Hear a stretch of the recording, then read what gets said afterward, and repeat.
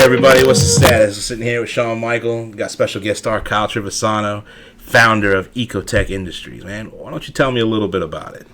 So basically, I'm a startup company based in Wilmington, North Carolina. For the past 5 years, I've worked as a prosthetic technician, learning kind of the industry, from the ground up. I apprenticed and learned how to, make devices for people, medical devices, bracing, prosthetics, stuff like that. And in that, we work with certain materials, high performance composites, different plastics to do that kind of bracing and to make a device that someone can wear and go throughout their day.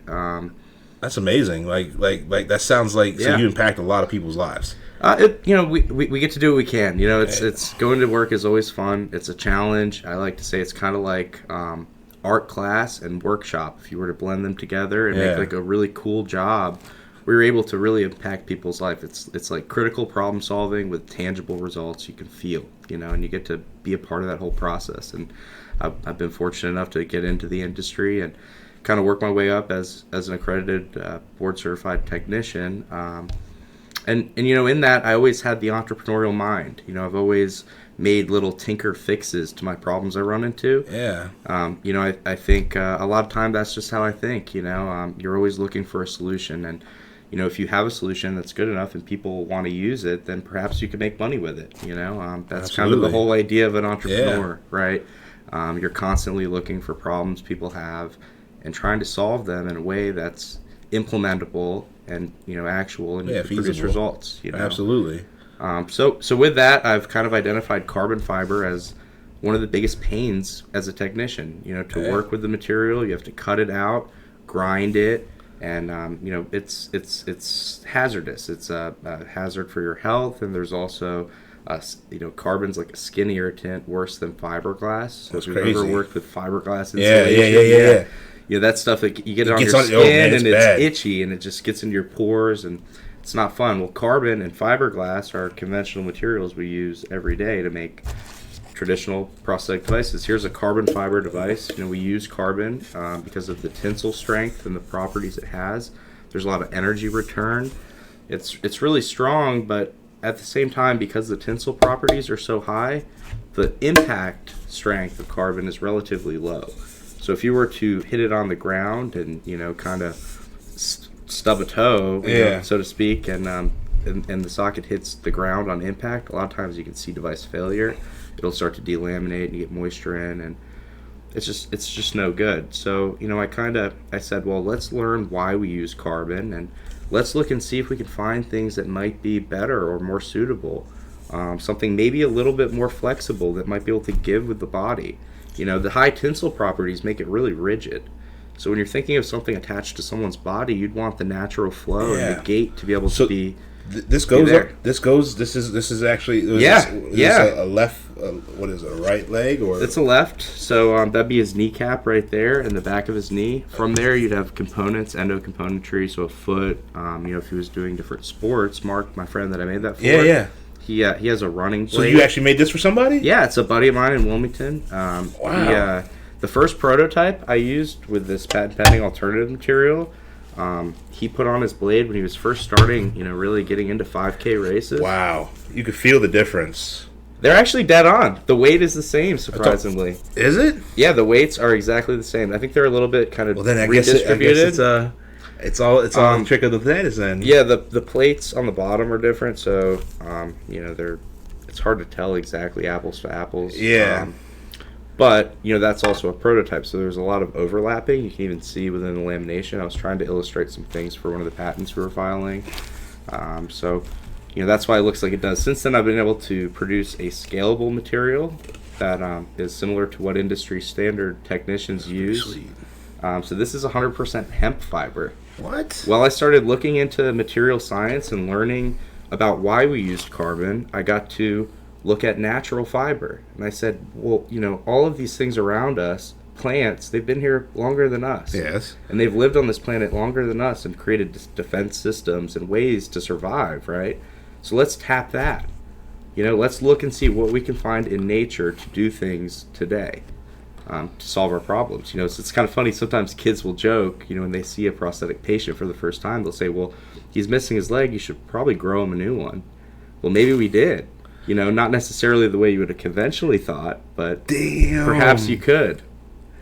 That's fucking swole, dude. So I think who knows? The possibilities are endless. So if you look at materials like fiberglass, like Kevlars, like carbon fiber, we're worried about the price of carbon and this carbon tax that's coming. So that includes materials like this. We import a lot of them, and they're really not healthy. They're not renewable. It's a process that's really messy to make. What processes does carbon, like, what are the byproducts of it? So a lot of it is made overseas, and you have to mix.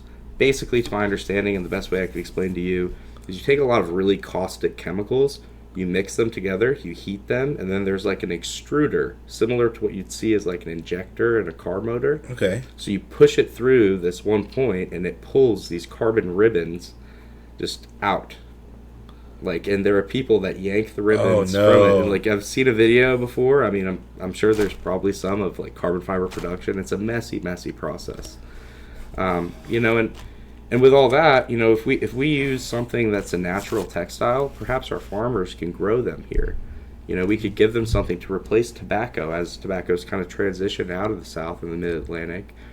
Give those farmers something else to grow. With things like industrial hemp or flax or knaf and jute and other things like that.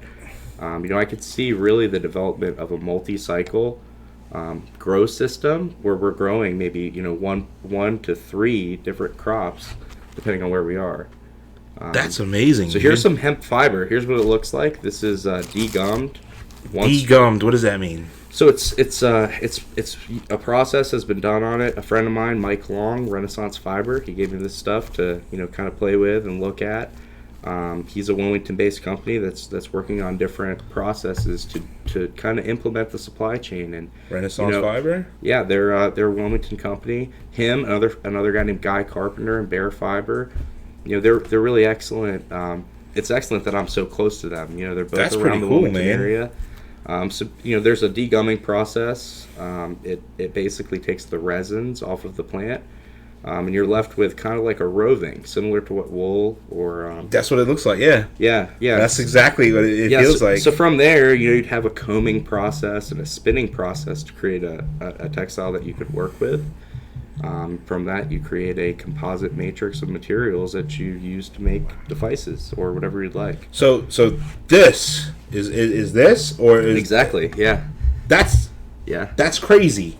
So you made this from something similar to this into this, but in my garage. So you were saying that this the sturdy and the reliability of it is kind of low, not like something you would do like super. If you do extreme sports or extreme something with it, it stands up. No, don't get me wrong. Carbon has been great and it's great for a lot of things. The process to make it though is also it's not renewable. It's not sustainable. And really the people that work with this stuff are exposed to a lot of unnecessary health risks. Imagine so, because you said they have to physically pull it out. Yeah, well, even to work with it as a technician, right? You have to cut that and grind it inside of a lab with dust collectors, and you still get dirty. You're still going to be covered in dust. And I mean, I love what I did, working with it, and you kind of look away. It's okay to do that because you're really making an impact. And I think people that work in the field love the idea of having a material that doesn't necessarily itch every day when they go home. That's kind of been the early reaction I've gotten from the people I've talked to within the industry. They are super welcoming to an alternative to carbon because it is costly, and we're worried about supply chain and costs of carbon moving forward. What's the average cost of one of these prosthetics? So for something like this, without the componentry, just the socket alone, $5,000 to $8,000 depending on what codes were used and things like that. $5,000 to $8,000 could be, you could have vacuum codes and things like that attached. With no attachments. Without the foot, no. Yeah, if it was with the foot, probably 10 to 15 or more, depending on. I mean, you can get very fancy, right? Yeah, you can. I would imagine. There's a lot of different things that you could have and add on that could be really costly. But about 5,000 is what they cost. Would insurance companies, things like that, cover some of the status They like that? they do. That's your payer. Your payer sources often are Medicare, Medicaid, the VA, or private insurance. It's Okay. They're broken down. Because I was like, oh man, if you had to, And 20% a lot of time, or 80%. So there's a 20% patient responsibility, and that's costly for a lot of people. And that's part of it too. We want to be able to use things that are less expensive, perhaps, and really just use materials that support our communities. yeah, I think at the end of the day, instead of importing a material that's no fun to work with, let's look at ways we could support our local farmers and local textile industries to create materials that help our people and take care of the people that need it. That's absolutely. the goal. While still helping the people that in the beginning where it started, which you really started helping people by giving them a mobility again, Sure. giving them the comfort of life, or the coming back to, like, I wouldn't say like integration or something, but I know I could imagine where it would feel almost like an alienation because you don't have Sure. the certain thing to be able to run down the beach, or to be able to carry like your kids, or whatever the case may be. Sure. No. And to have something like this, and to be able to afford it, and to be able to know that even though you're being helped, it's still helping people down the line. yeah, Right. the ripple effect, And I instead think of that's just destroying. the idea of a community. Yeah. A community is here to take care of everyone. Absolutely, I agree with you on that one. And when you have, I think, communities that are embracing people and bringing them all together, you get patient outcomes that are better. I mean, it's a theory. I haven't really proven it to scale yet. But when you bring people together for a reason to help them, you get people that want to come out and want to go do things, want to go walk with their friends and do activities with people that are patient support groups, or, especially, folks within the community. I think that's important. We do those kinds of things, and, it's relatively a better place, hopefully. That's the idea, at least. Oh, that's pretty amazing, man. Like, that's pretty cool. Like, Thanks, man. Yeah, here's some different materials. So this is actually hemp material I used for that prototype. At the time, I only had sheet material, and I could deconstruct it and kind of layer it over, very rudimentary. wow. So that's a canvas type material. It's like a woven, box woven. It feels like almost a close feel to like jeans almost. Yeah. I think it would be pretty cool to have some jeans. You want to make Hell You yeah! want to make some hemp jeans? Hell Mike? yeah! I think it'd be pretty cool. I would definitely be behind that. I would bankroll that one. Yeah. That would be cool. I was thinking it'd be kind of neat to just have a designer clothes company that had, sourced good hemp fiber. People can't see it that well, but Hey, good. it's cool, man. It's pretty pretty sweet. It's and like if you want to just look at start playing with this hemp, right? You just kind of see the strength of it. So I'm pulling like a very small amount. That's not a lot of fiber right there. That's just what you could maybe start to spin into string, right? like Rumpelstiltskin, Sure, man. weaving gold. Could now try to break that right there. I mean, it will break, but it's going to be pretty tough. Yeah, I mean, it's only because my fingers are moving. It's not breaking though. Yeah, the way you wove it. And so when it's that's just tensile right off the strength, plant, right? Man. That's a toe or a denier quality. They call that the toe strength a lot of times when you pull like that. Yeah. And that's really, really rough fiber, man. Once you get it down to a more workable material, you could spin it and you could knit it into, really whatever you'd like. That's wild. It's awesome, though, isn't it? Yeah. That's super wild. I think that might be the real reason that hemp was illegal. Because of the industriousness of it? I think so. Who knows? I mean, don't you remember what they did in with how they outlawed everything was during the 1930s or so with yeah. There's a lot that happened there. They did timber and they did reefer madness. They try to put everybody against even not just hemp but the marijuana, a bunch of stuff. Sure. But yet this is right after Prohibition. They needed a new outlet. Plus, the timber industry, making our pencils and making your paper and fucking making the houses and all that other shit. But then they used to. I mean, this has been around just like timber. Yeah. Well, the thing is, wood to grow a tree, it takes a long time. Yeah. The great thing about hemp, we have a 4-month growth cycle. 4 months. 4 months, it's done. So theoretically, in places like Virginia, North Carolina, places like Kentucky, we should be able to grow 2, perhaps even 3 cycles a year. There are people in places in Siberia, northern China, and those areas, they grow textile varieties in the mountains in Siberia with snow. So in my mind, we should be able to grow something like that here in North Carolina or in Virginia, and they should be able to sustain the light winters that we have there. So I think it's all going to be about working together with the right folks, the right scientists, the right plant geneticists that can look at different varieties and different types of plants that are suitable for this area and suitable to make into the next generation of high performance composites. I think all of us know sustainability is important, and for us to continue to live here on this planet, we have to either look for change, and try something different. So the process doesn't know like is the process of making this in terms of chemical release? No. I think the worst thing that was used in this was peroxide. What we got up there? I can't really. Yeah, I'm not quite sure. Yeah, I can't really see it. Yeah, we got some. We got some old people, man. I can't. There you go. I can see it better there. Sure. Hemp paper doesn't require bleaching, which means less chemicals need to be used in the production process. Hemp fibers make such long-lasting paper because they are so much stronger than tree fibers. Yeah. But that means that the equipment used to mash wood chips into pulp would not be heavy duty enough to process hemp. Yeah.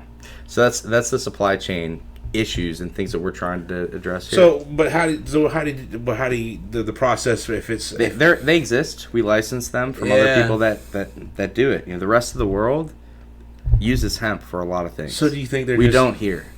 So it's all about licensing the technology in other countries and creating the new machines, the next generation of textile production machines that work with the crops that we want to use and really cater that. So you say, what other parts of the world are using that, like as a main? China, Germany, a lot of Europe.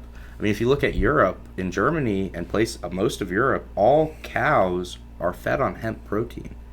They don't eat corn, they don't eat any of that. They use hemp seed protein, and that's how most livestock is fed. Are you serious? Yeah, 100%. Yeah. And we get mad cow disease and shit over here, huh? And well, I mean, I don't know. They're feeding them the maybe, who knows? But hemp is another great thing about hemp is its solubility and protein availability. I think it's actually better than soybeans. I've seen before people saying that the bioavailability of protein for hemp is way stronger, way better than any source we have, and for the fact that there's limited water and really not a lot of energy to grow this, it makes it efficient. Yeah. A lot of times, to make this, you have to have at least a building with electricity, right? And it has to be we really had a little bit of water, and that was about it to get here. Water and a little bit of that. And some seeds. And some farmland that's not being used because they can't grow tobacco anymore.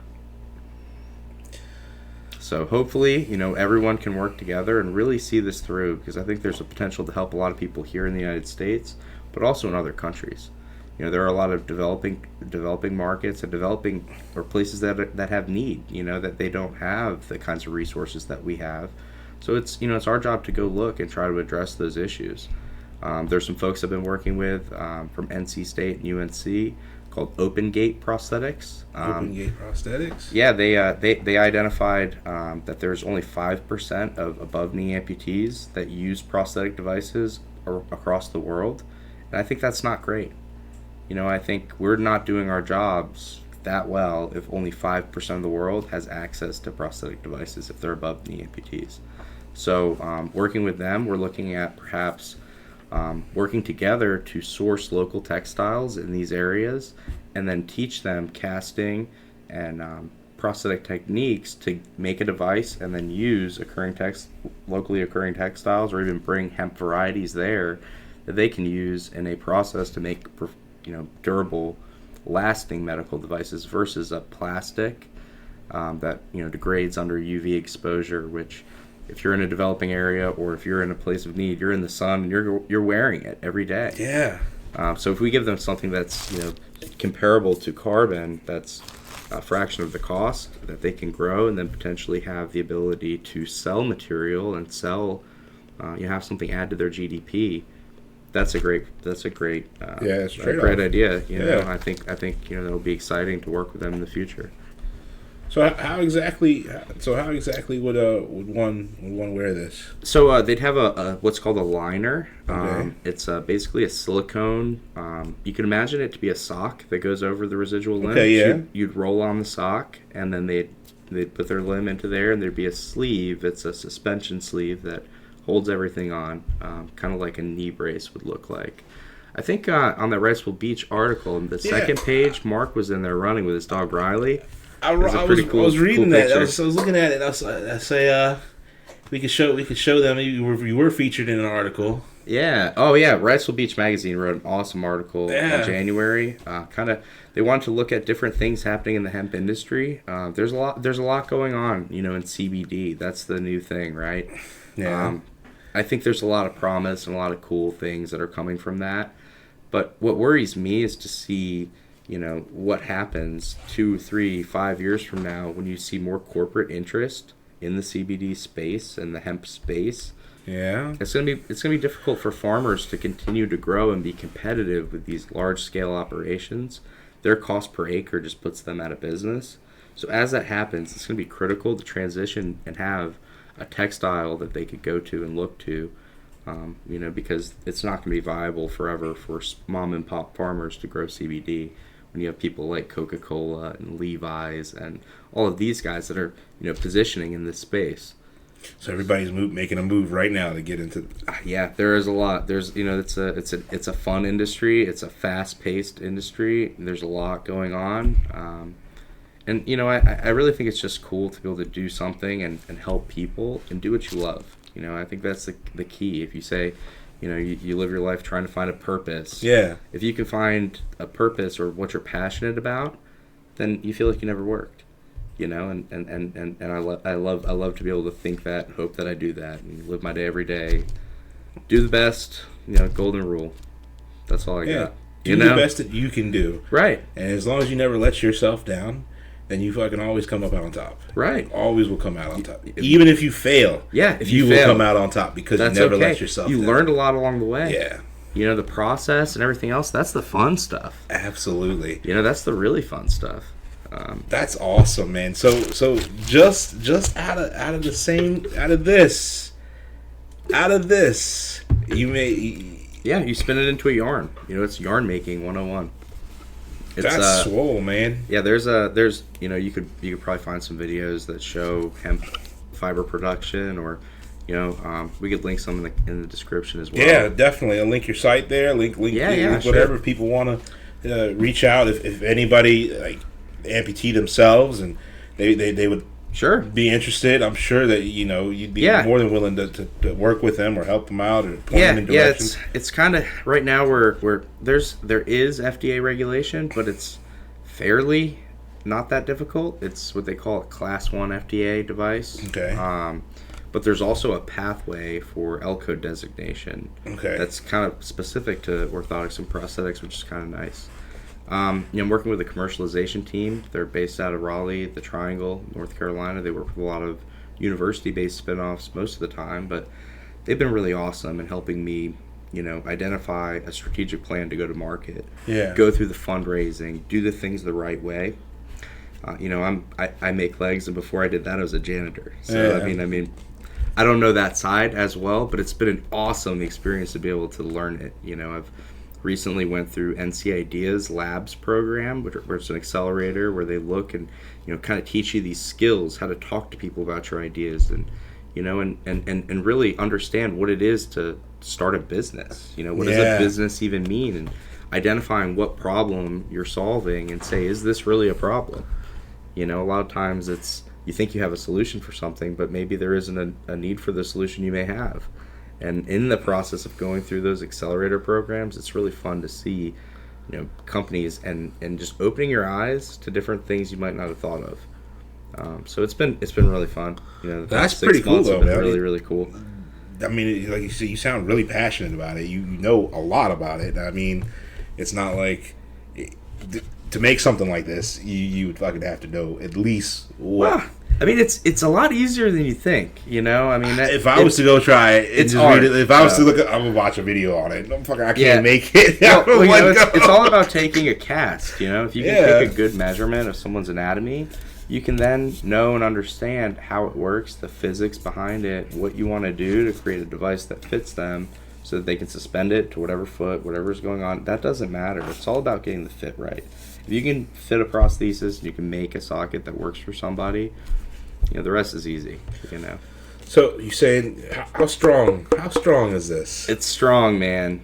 I don't know. It's hard to say. You know, the high end testing, the lab testing, it costs a lot of money. Yeah. You know, right now, I had been working in private practice. Right now, this is my thing full time. So I'm still kind of working on the side, helping friends in restaurant businesses and landscaping businesses, and still doing some janitorial work on the still side to gotta make do the the bills. startup, You have to yeah. pay your bills. You know, so it's hard to say definitively, but I know Mark broke a carbon device during this time we've been testing the hemp device that has no issues, and so I don't know what that means, but Water wise, like say if I wanted to, you wanted to go like you wanted. yeah, to, he's taken the first one I made. It was back in 2017. So he's been wearing that since 2017, and he's taken it in the ocean, on the beach, you know, all the time. Yeah, he's swam. I made kind of some different feet and ideas to get in the water and make different kind of surfing and other activity feet for him to wear. That's awesome. Yeah. So Yeah, he does a lot of stuff, man. I think it's been awesome to be able to work with him and, you know, have a person that's as active like that. like nothing at all. Like it's not like it's nothing at all. Like he just. Well, I mean, and he's my neighbor. And he's Yeah. a good friend, you know. So I'm talking about the ease that he does it with. It's, Oh, it's yeah. like it's like Yeah, he didn't yeah. have any type of. Well, you know, for a long time, you know, this has enabled him to really live his life. Yeah, that's because You the know? way you say he's surfing, he's doing all this stuff, and this is the same type of one he was wearing, and he already and he loves it. Is that what he Yeah. says? Yeah, man. Mark's an awesome guy. That's awesome, man. That's really cool. Yeah, here's some carbon, man. This stuff's, you don't want to mess with that. Let me see. You check it out. If you want to open it up, I'm not trying to. It might so make the you- strands, Yeah, that you were talking about. yeah, that's what it looks like. It looks like hair. Looks like the bristles off of a broom. Here's another material. It's nylon fiberglass. So we would I moved away from carbon and went to a niglass or nylon fiberglass blend. Wow. And blended that with a monofilament synthetic, which is it's a man-made poly. It works, you know, but you're still using fiberglass and you're still using a material that's not natural. You know, the process to make any of those materials, inevitably wastewater or something goes somewhere. You know. To make could you possibly use this for like insulation, things like that? Insulation, I think, would be awesome. There are some antimicrobial properties that are specific to hemp that Yeah. are really cool. So like if this gets wet, if this is to be moisture, not to be dried or anything, put in a little damp area like cold, dark, it wouldn't. I think if it was treated too, it would be even better. You know, compared to certain blown insulations and stuff like that.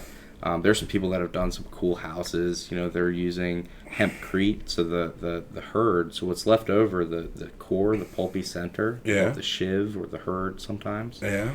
That can be used in a lot of different applications, like blending with plastics. Also hempcrete, you know, mixing with concretes and creating a hempcrete that has some really cool properties. So the fibers mesh into like how you put like how they do. Sometimes you see concrete has the metal like the grating in it. Yeah. To keep the for the integrity like rebar and stuff. Yeah. Is that what you're talking about? Something like that along the lines, or just mix it into the mixture? You mix it in with the concrete, yeah, and it you use less materials, and these are recycled materials, so you don't have to purchase them. The leftover of the core is leftover. Also, people are taking them blending with polypropylene, so for injection molding. Yeah. So they make these injection molding pellets blended with natural material, and it actually saves costs because plastic is relatively expensive. The raw, I can't remember what the raw cost of polypropylene is, but per pound it's pricier than you'd think. You think? That sounds pretty. That sounds like it'd be a hefty.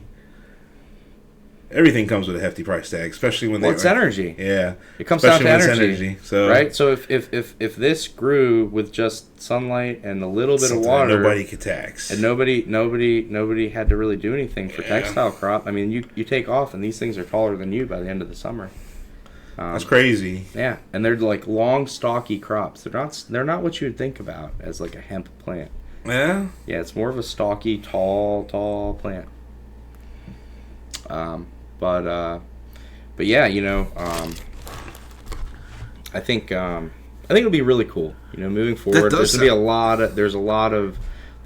of movement and interest into textiles as the CBD kind of like evens out. There's a lot of, it's like the gold rush or the green rush. Yeah, because I've seen a lot of places up and down, like sure, like just vape shops and stuff like that. They have CBD now, CBD or gas stations. Yeah, even everybody has CBD oil, things like that. It's great. I mean, I think a lot of people are getting relief from that, and they're having benefits from that, and it's awesome that that's allowed now. Yeah, because you didn't see that here not even 2 years ago. I really am, but it's really interesting and really cool that people say maybe plants are medicine too. I think I've seen videos with kids that have had seizures, and these medications will totally, remediate those. Yes, I have seen.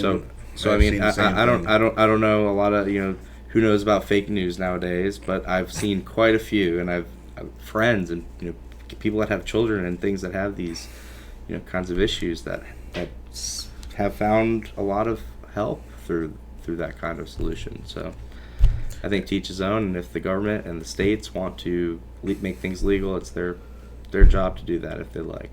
Yeah. So the federal Farm Bill, getting into that, the federal 2019 Farm Bill totally legalized textile crops. So hemp is 100% legal. There's a clear line drawn for textiles, so there's no issue when you get into state compliance when you're talking about textiles. So that is a cool thing. So you just, as long as you had land, as long as you had... We have to follow state rules. Okay. So if you're growing hemp in North Carolina, there's a program, a hemp commission. You would apply for a license. You'd have to have a farm that was, an existing operational farm, and there's a process behind it. But, for textiles, you're not growing for flour, so they're a little... I'm not 100% sure on the whole process there. And okay. There's friends of mine, CIJ Holdings, they're a group in Wilmington. They work in the hemp space. A friend of mine, Boone Rivenbark, and his dispensary company. They have like a dispensary courier service in Wilmington that that you can find, and they bring you all sorts of products. They have balms, skin creams, dog treats, and all sorts of things. That's pretty cool. They're Port City Dispensary, Wilmington, but they do the actual production and the manufacturing and growing not too far from Wilmington. So it's cool to be able to see them do that and work on the farm, and kind of see it farmed to something we can work with.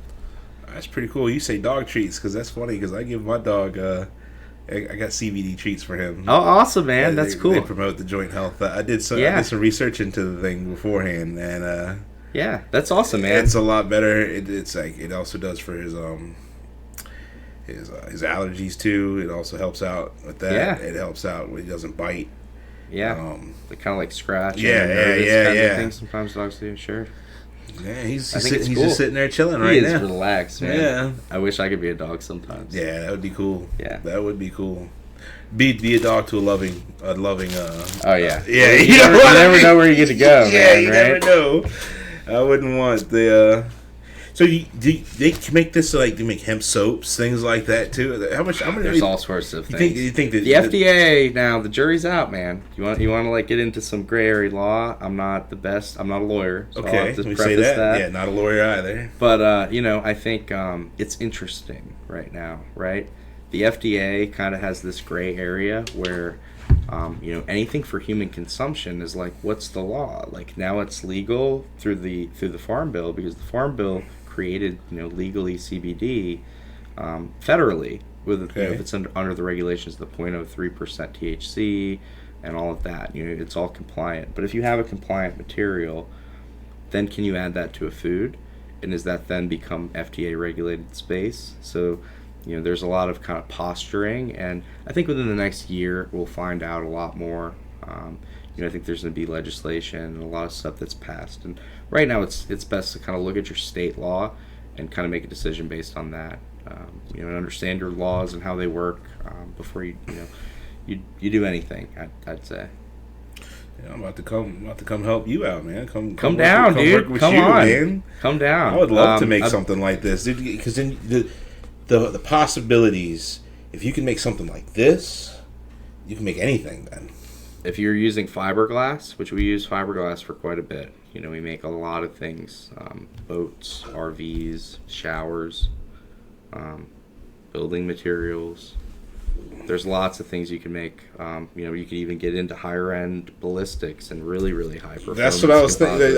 I would know immediately the people, especially like military, anybody would try to. That's actually another reason I was up here. I went to this Military Innovation Day today in D.C. It was at the Smithsonian and in the American History Museum. Yeah. It was really, really cool. It was actually the National Museum of American History. It was awesome. The National Museum. So who hosted it? It was I think it was the Smithsonian and the center there. Yeah. But there was a lot of people there through different various branches of the military, the Army, Navy, Marines, Air Force. I think everybody was represented. I think you were telling me. Yeah. The patent office had a really big representation. It was really fun. It was really an awesome time to see, and talk to a lot of these people that are in charge of these projects, and talk to them about possible applications where we make it into a licensing type conversation down the line. It's really exciting stuff. It does, man. That sounds really awesome. Yeah, it was great. So you said you used to do private. You used to do private practice and stuff. Like, how many people would you say that you've equipped and Oh man, who knows? I'd say I was really there as a technician, knowing what I was doing for about a solid 4 years. So you figure probably at least 50 to 100 per year. That's crazy. So yeah, 400 to 500, and then like multiple devices for same people, right? Maybe. Yeah. So at least 500, I'd say, maybe close to 1,000. I don't know. So how long would it take you when you were doing that to make one of these? Well, the thing is, if you get the fit, if I have something that I know works that I can make and transfer in alignment, the time isn't really that much. I have my process down pretty quick. For both carbon fiber. Yeah. Well, if you're really wanting to get into go to market, you want to have a process that is equivalent to that. That's a plug-in that you don't have to change anything. That's going to be, if you're getting into disruptive technologies, you want to say this is implementable. You don't have to learn or train your people to do anything differently, right? It's the same. So it should be the same amount of time. Actually, I think this may save some time when you get into buffing and finishing carbon. It's really difficult when you get on these edges. Like, you could even probably find an edge on here. When you pull your finger that way, it's sharp, right? Yeah. That's not a good place to be sharp. That's right on the back of your knee. Yeah. So that's not good. You have to really actually wet dry sand that, like with wet dry sandpaper. Dude, okay? You could definitely feel the difference. I had 2 cones in my garage. I had a rough cone and a light cone, and that was it. With this, I'm sure I actually didn't make that one. A larger central fab facility did, but it's very jagged around the edges, though. Yeah, and that's just part of carbon, right? To buff and finish it takes a lot of time and a lot of skill to be able to do and do it properly. So you save time, I think, in finishing. So that actually might be a little quicker, but I'd say about 2 hours start to finish. And you could also stagger and do multiple at a time. So if you had a setup where you could do 5 devices, laminate them up kind of in a circle, I think you could do 10 to 15 a day. In that kind of environment. But I hope we don't have to always make 10 or 15 a day. Yeah. But I think the thing is, prosthetics is an expanding field, unfortunately. Right now the NIH and Amputee Coalition say that there are, I'd say, roughly 2.1 to 2.3 million amputees a year. That's expected to double by 2050. So we're going to have twice the amount of patients to take care of And when you get into healthcare and thinking about reimbursements and, kind of the inevitable single payer system that is coming, we're going to have a lot more people to take care of with a lot less money. So we have to really, crunch down and figure out better ways to do things. Absolutely. I mean, change is always inevitable. Sure. And as long as the change that you're going to is sounds pure of heart, sounds like your passion, as long as it has passion behind it, not greed, not anything else, misintent. But this is, you're helping people, you're helping them. Like you said, the man is surfing. He said he's out there on the beach. Yeah. Like he's and he wouldn't be able to do it. Sure. We'll link some maybe some videos of Mark running or doing some races. Is he on your website? I think so. There's a video of him running. There's actually a picture on there, and it has a dog with him running, I think. Yeah, on the beach. Him? Yeah. Should we show that? Let's go ahead and show that for him right now. Let's put it right into the status. That'd be cool, and man. They can see it right there. They can check it right here. They can see it right there. And then I don't know if they probably seen it earlier when we started or. Him running? Yeah, just I think it started that main picture that was there. Because when we first looked at it, that's what I seen. Cool. Are you mirroring the image now? Yeah, but there's the Military Innovation Day, man. Yeah. There was a lot of booths. Awesome people too, man. Let me see.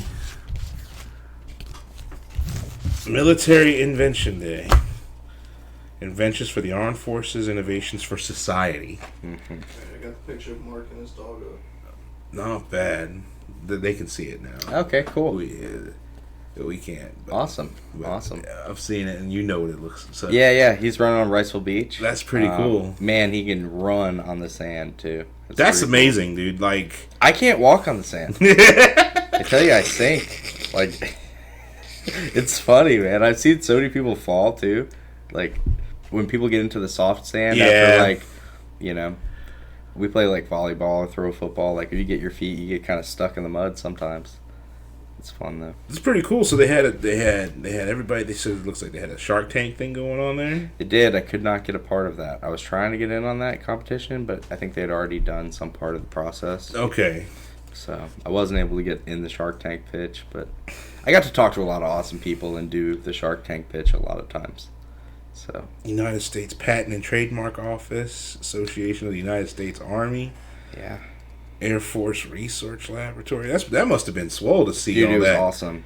The MIT Lincoln Laboratory. Oh, that's them right here, man. They were really cool. We were looking. They had that cool display of basically the LiDAR technology that they were implementing in disaster zones. Yeah. So like they were looking, in Haiti after the earthquakes and tsunamis, or after even storms, so like big tropical storms that would come through. They could look through the trees and say, compare the maps where streets should have been and use measure distance and find where people were, and then they could kind of map out where to deliver supplies and things like that right during and in the heat of stuff. That's crazy. Yeah. Like heads up display on the well, they were using this LiDAR thing where they were like able to take apart the foliage in the trees, where they could see through the trees and find maybe ruins in different areas. It was very interesting stuff. Here's another Lincoln Labs. Human-machine collaboration. Now, what does human-machine collaboration for national security work mission? I don't know. Let's think about that. Human-machine collaboration. That sounds like it could be maybe like Boston Dynamics and those guys. They've got I remember cool you showed stuff. something. There was something else. Toledo, not Toledo. Talos. Oh, Talos. Yeah. They actually, dude, look that up. Talos. It's the Iron Man project. It is the Iron Man. They're making Iron Man suits. They're making them. I was like, dude, you were showing. I was like, what? That's wild. You think? I don't know, man. Instead of being Iron Man, could he be Hemp Man? That would be neat. They could make a new superhero, dude. I think that'd be pretty cool. That would be cool. Do you think for ballistic grade though? You could get there, I believe. I think so. I think we'd have to call that a trade secret, though. Yeah, that would have to be status. Or I think you'd have to have more patents. Yeah, perhaps. super more patents. They're really expensive, though. I would imagine so. That's awesome, though, man. So you went up there, you talked to these people. Great time, man. It was really cool. There were so many cool people. I got to see the AR that the military is doing. They have these like heads-up displays where they holographically can mark and target things, and they let you like try it on. It was pretty nuts. Like the Iron Man heads-up display, stuff like that. Like Call of Duty, and they were marking people walking around. It was pretty crazy. It was kind of neat. Like I've never seen anything like that. I want to see something like that. That was pretty cool. I'm not gonna lie. I wish like they were putting it on little kids too, and like I was just as excited as the little kids were. I think about some of it. That's I would have been as swole too about it, dude. You got a heads-up display. It was a really good time. Like I was looking into this virtual reality. I was looking into maybe setting something up down here just so you can do it. And I had it on because I went to Swaders. It was like a arcade place with nephews and stuff. Yeah, that place is cool. Yeah, and dude, I put it on. Dude, I had so much fun. Yeah, and like it was so wild. It was. I wouldn't say like it was like, but it was different because you were here and you were there. Yeah, and you were doing your thing, and it actually was happening. Yeah, it was a whole different.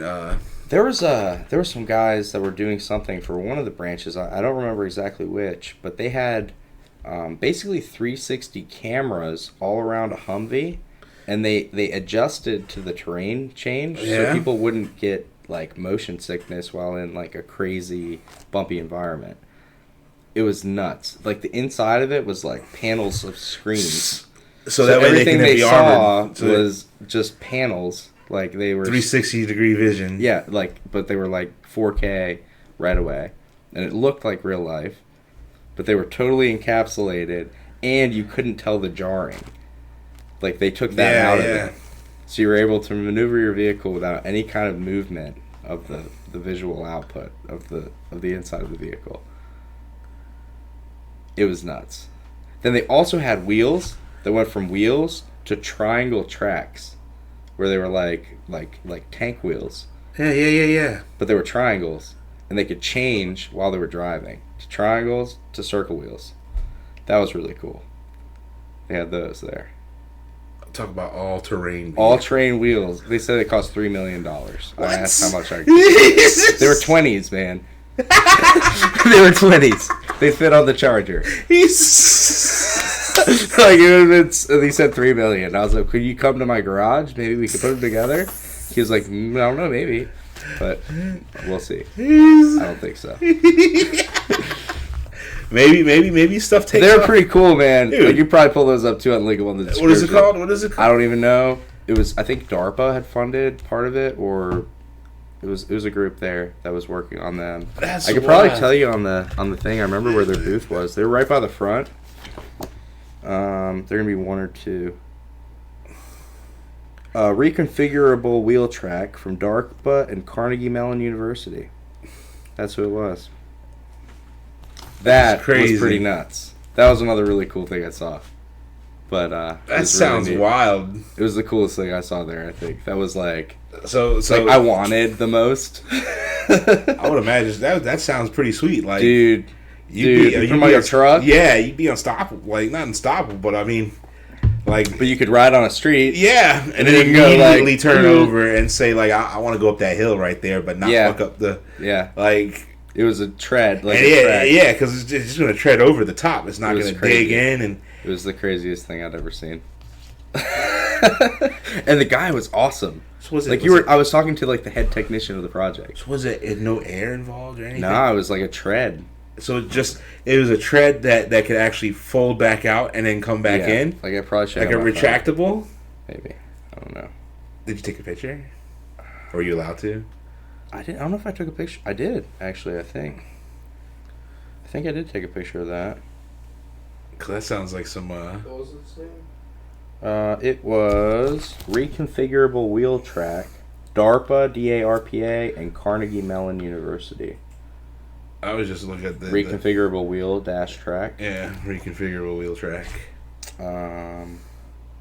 I got a cool picture of a safe though. Yeah. That was like part of the displays. It was pretty neat. Yeah, looks like the